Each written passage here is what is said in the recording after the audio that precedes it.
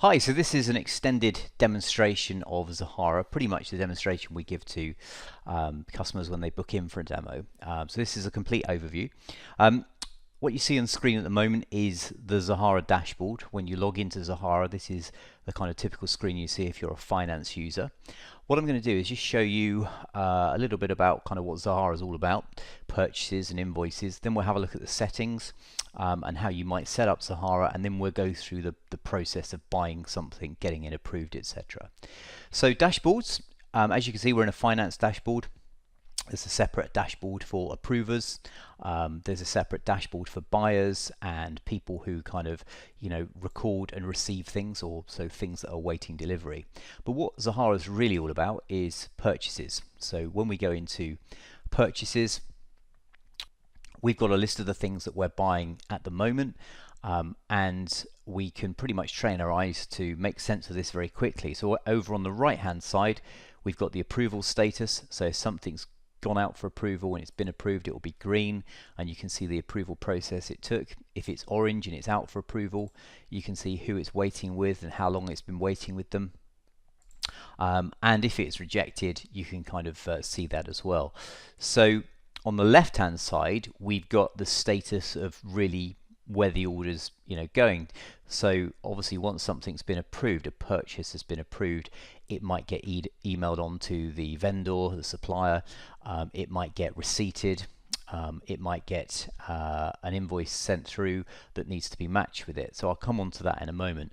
But every purchase that's recorded, you should be able to go into it and see the history of the purchase, who raised the order, who approved it, if it's been sent to the supplier, etc., etc.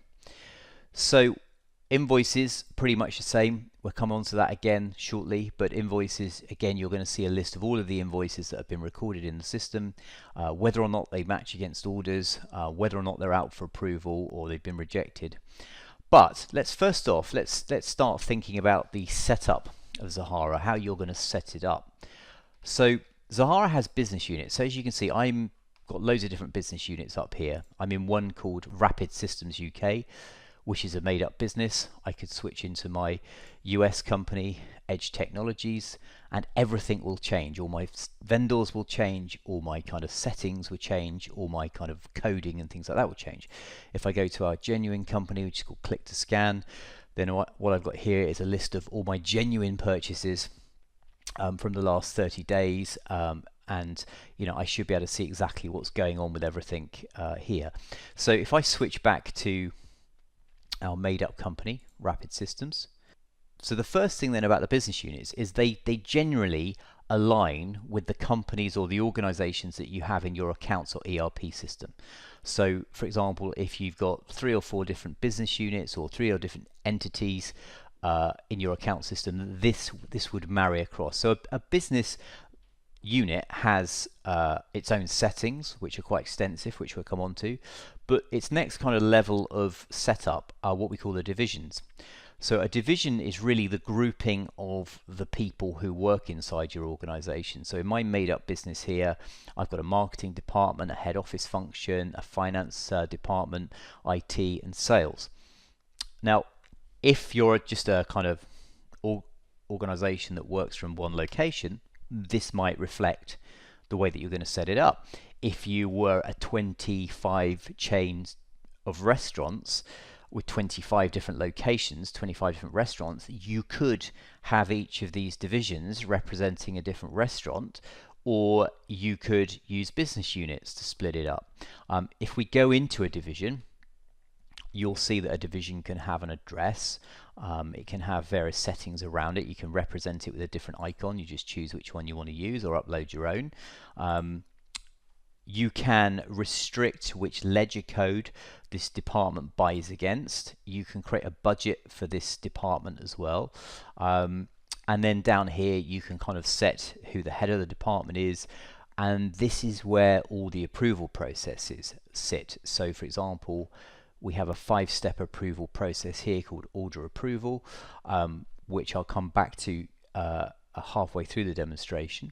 And you can create as many different approval processes as you need, and as many different invoice approval processes as you need.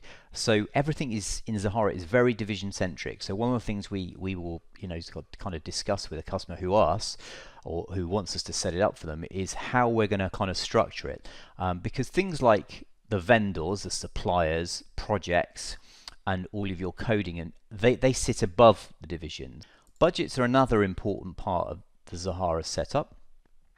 You can create different budgets. If I go into one called monthly sales budget here, it's set as the period is monthly. I'm recording at the end of my financial year, so I'm going to run for a 12-month period. It's going to be based on nominal codes, or account codes, or ledger codes, general ledger codes, whatever you call them. And I can kind of assign this budget to, or break it down to different ledger codes. I can kind of show all of the months in my budgetary period, but the important thing here is I can only assign it to one of two things. I can either assign it to a division, or I can assign it to a project.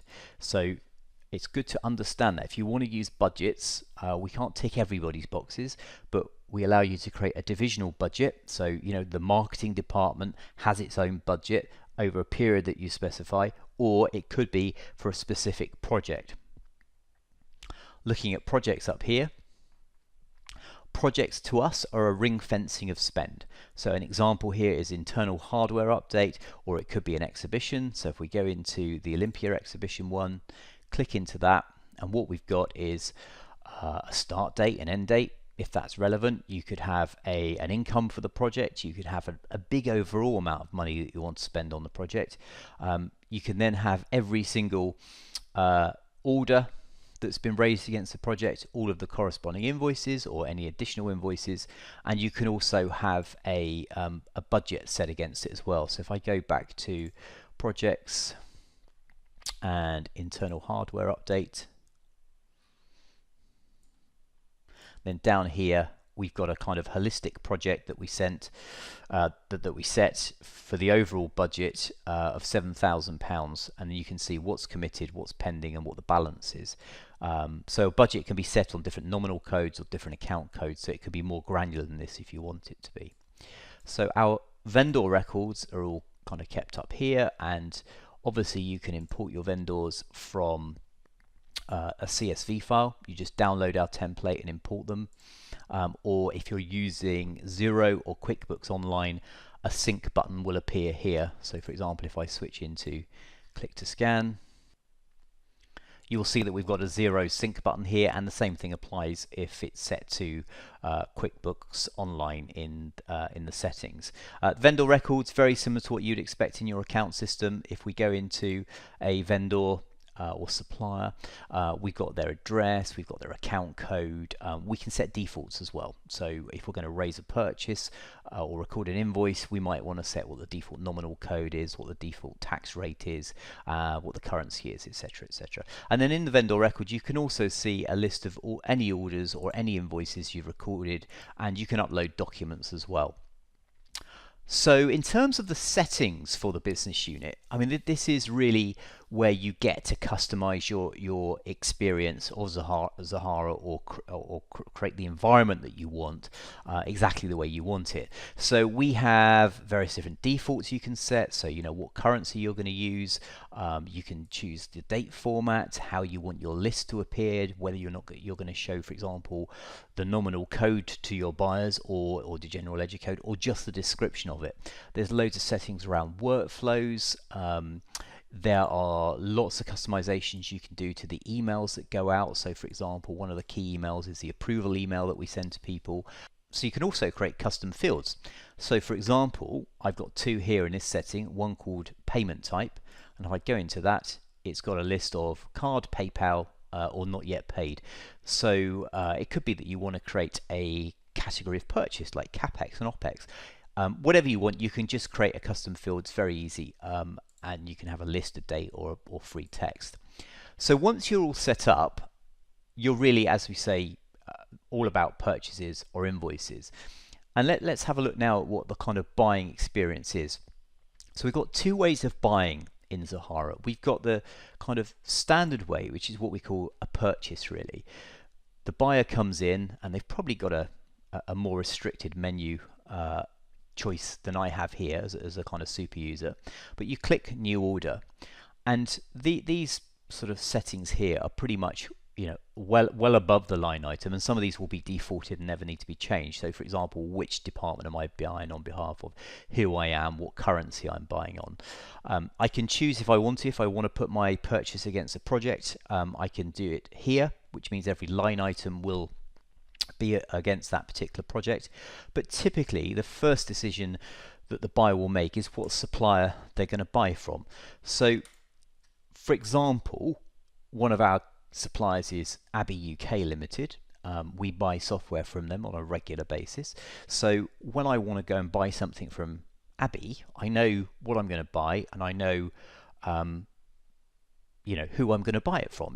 There's not a lot of choice for me in that. I know what I'm going to buy.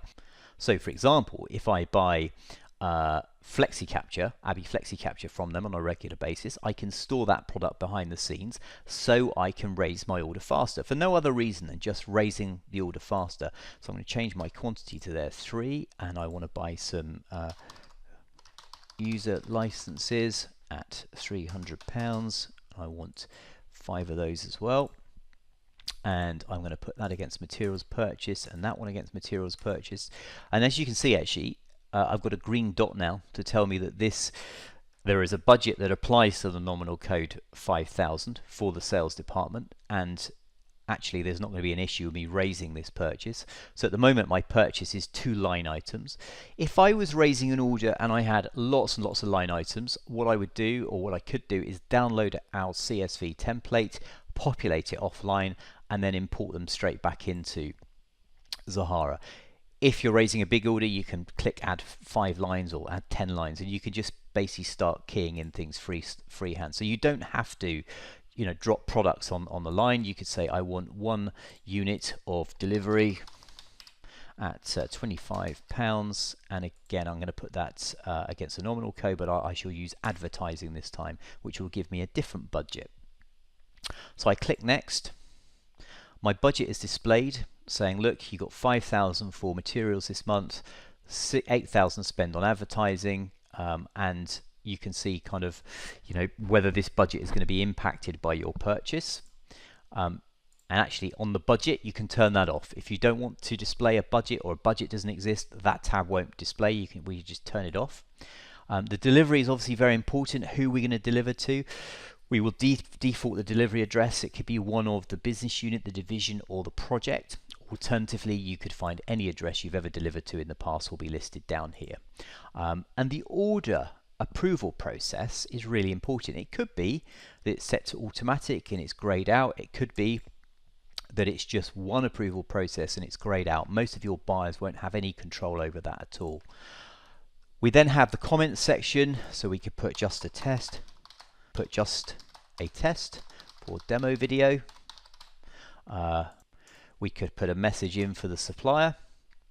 If we wanted to, we could upload a quote or a document. You could actually force the buyers to upload a document if it's over a certain price. You could say you must put a quote in there. But if they want to upload any type of document, they can do that easily. Click next. We now get a summary of our purchase, remembering we've got 3 line items against 2 different nominal codes, various different amounts. These are our comments down here, an internal one and one for the supplier. And if we wanted to, we could save it as a draft. We could just park the purchase, nothing more to do until perhaps we got some more information, or in my case, I'm going to click Raise Purchase.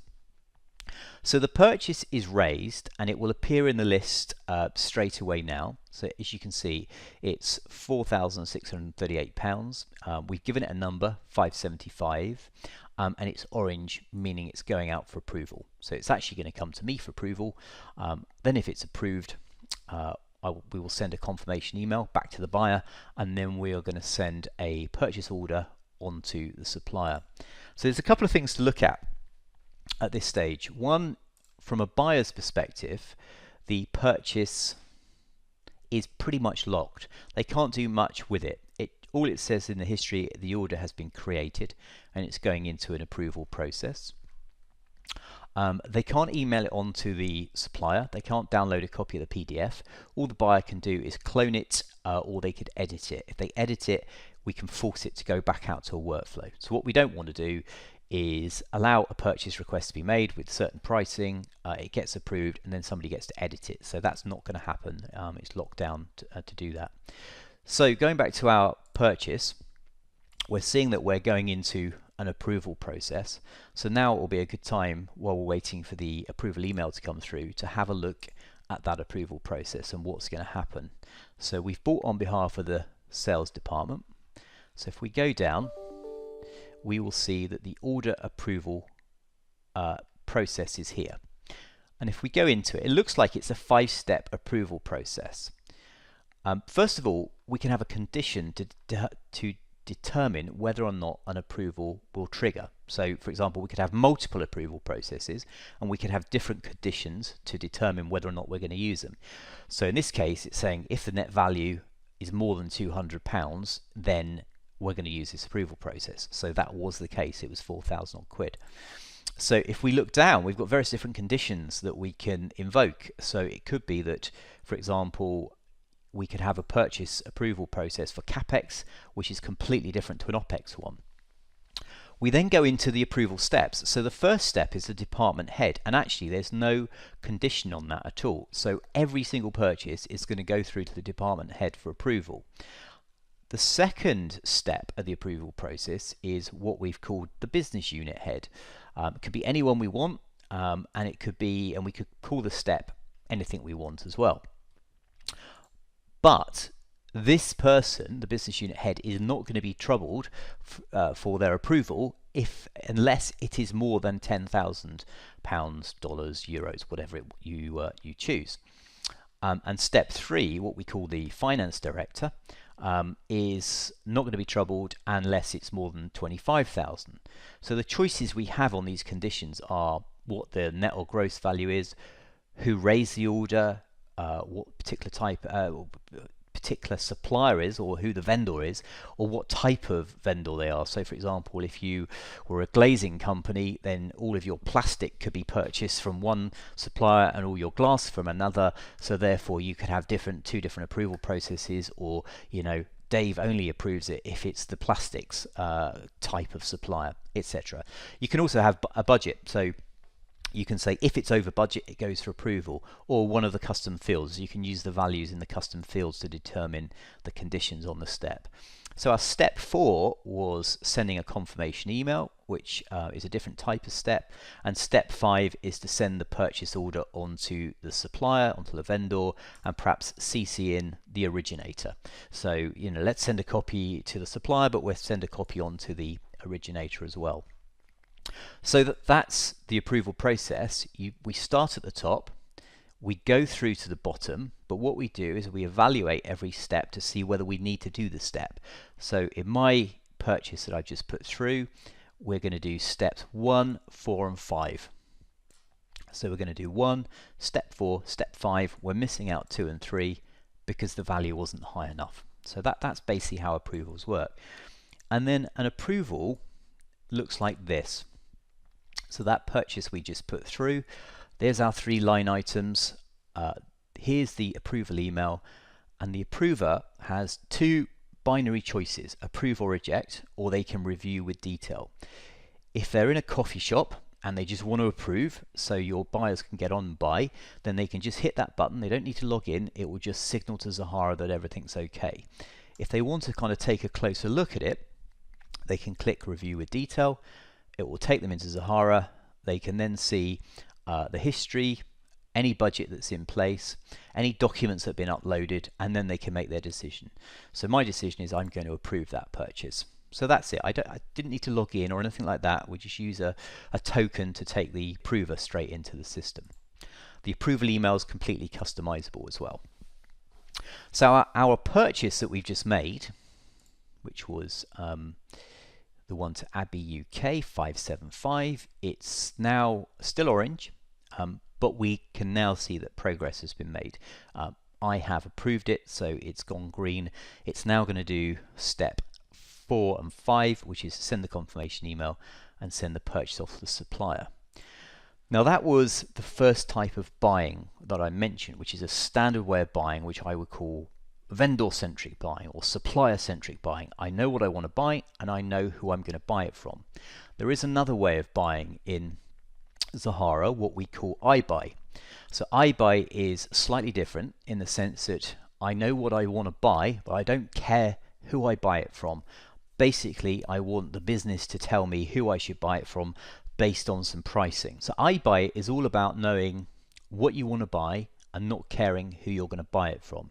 So if I wanted to buy a specific product with a specific product code, I could just search for it and we will tell you who you've bought it from in the past and what price you've paid. So this particular product code is for a Makita electric cordless drill, and I can see that we've got a product registered with Abbey UK, unlikely, it's demo data, for 83.32. I can see that we've also bought from Apex Alarms for £81.50, and I can page down and then I can see any other kind of purchases we've made of the same product. I can also see if anyone in the community of Zahara users has been buying that same thing. So in this example, there's a supplier called Ace Electrical Supplies that I'm not aware of who have got it for £81.50. So it could be like, well, okay, I would like to buy that then from them. And if that's the case, you can just select plus and we will go and bring that supplier into your list of suppliers as well. So the main difference here with iBuy is you choose your product based on what you see here. You click plus, and then we drop the line item on here, and the main thing is here we're telling you that it's the recommended supplier. You have to choose your delivery address for it, and then if you want to choose something else like a DeWalt power sander, you would just go through the process again, search for your product, add it onto the list. So this is really kind of product centric buying, price centric buying. The main difference with iBuy is its true purchase requisition. So we give it a completely separate purchase requisition number, and if it's approved, at that point it can be converted into purchase orders. So if we look at purchase requisition 26, then we can see that at some stage it was converted to purchase orders by Nick. So it's kind of designed for perhaps organizations with a buying person who is going to collate all of the purchase requisitions and then kind of do the approvals and then convert them into purchase orders and send them off to the supplier. So it's slightly different to our main way of buying. My email has just pinged to say that my confirmation email has been received, so I've now been alerted that my purchase has been approved and my purchase order to the vendor has been sent. And we can even put a nice green or red button inside the email that we send the vendor asking them to accept or reject our purchase order. And if we want to take a look at the purchase order, which is completely customizable, then here it is here. So back in Zahara, our purchase 575 has been approved. It's fully green now all the way through. We've sent the email to the vendor with the purchase order. And then if the vendor was to say, yeah, I'm happy with your order, that's fine, they click the button. Then when we go back to Zahara and we were to refresh, that email icon is now green to say that the vendor has accepted the purchase order as well. If we were to look at the history of that order now, we can see that the document was sent for approval, it was approved, and it's been sent on to the supplier. So to be honest, that is phase one of the purchasing process. A purchase order has been sent on to the vendor, it's all approved, that's it. The next step is really to wait for the delivery of any products you've ordered or the kind of acknowledgement that the service that you asked for has been delivered or provided. So phase two of the process is the receipting of the order. So this is an optional process. It's very, very simple as far as we're concerned. You can have anyone come into Zahara, click on an order, click GRN, for example, to be asked the question, have you received this order in full? You can click yes, or you can click no. So it tells me look, you ordered 5 of these, 3 of these, and 1 of these, and are you telling me that you've received 5, 3, and 1? I say, no, actually, I've only received 4. So at this stage, I can put in the delivery note number. Perhaps a number is on the slip of paper that they sent with their delivery. Perhaps I could upload a copy of that. I could take a photograph of it on my phone and upload it or scan it in. If I was dealing with fresh produce, for example, I ordered 20 beef steaks and only 18 arrived, it could be that I want to accept and adjust because I don't have 2 steak fillets on back order. The butcher's just given me what he had on the day. So we have an accept and adjust facility that you can turn on and off, but I'm just going to save my changes because all I want to demonstrate is the simplicity of Zahara. When we go back to the purchases list, we've got an orange truck. So standing out like a sore thumb, this one says there's a problem, or it says it's not complete. Perhaps a problem would be a red truck, which we do when you've received more than you've ordered. But perhaps a day later, the back order is delivered. Somebody comes into Zahara, clicks the receipting again. They can see the difference. All we need to do here is add the 1 in, and we click save. And now back in our purchases, we will have a grey truck, and whereas we're ready for the next part of the process. So because we're not really working with customers who are buying stock and putting stock on shelves, we're working with service organizations and those people who are buying indirect expenses or cost of sales.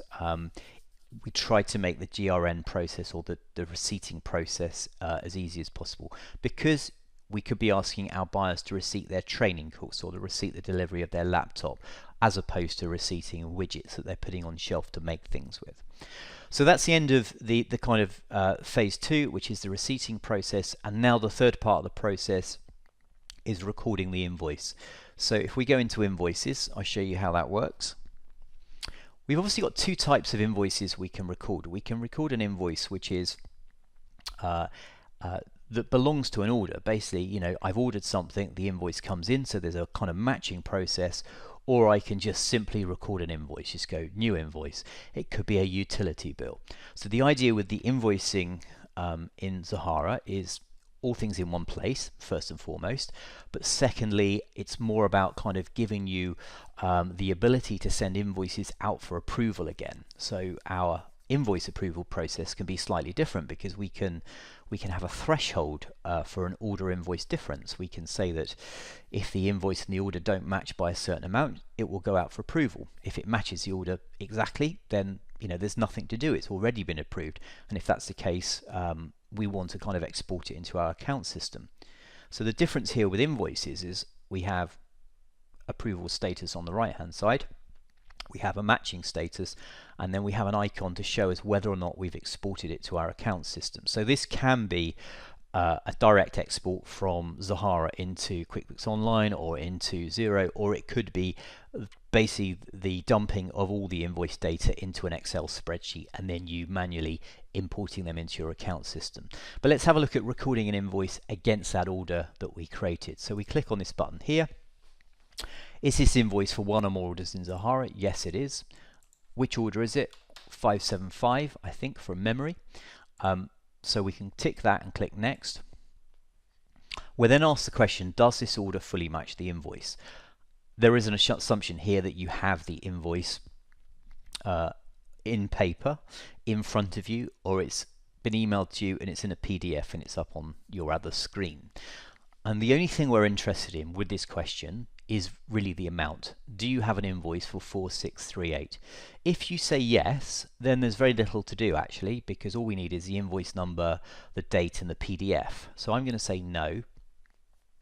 And what we get is a screen like this. So first and foremost, we can go off and we can get a PDF of our invoice. So let's just grab one here at random. So the first thing I'm going to do is attach my PDF to this invoice. I can put the invoice number in.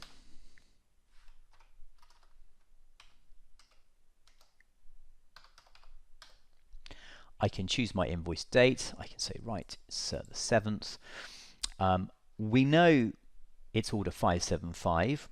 we can calculate the due date based on the supplier's terms. We have the order line items in, and they are coded because our buyer coded them for us. So now it's just a question of either deleting all of these and starting over because your supplier has been so kind to send you something that looks nothing like your order whatsoever, or we can edit things. Well, again, we know what we've received. So, you know, we've said we've received 5, 3, and 1, so we're expecting to be invoiced for 5, 3, and 1. But you could change that. You could say, well, actually, no, they've only invoiced me for 4. Or you could say, well, the price is different. So, for example, in this case, instead of £300, they've charged me £330. So if I click Next, perhaps my approval process is going to be automatic, and there's nothing really more for me to do there. You know, that will be grayed out. I could put a comment in saying price seems to be different.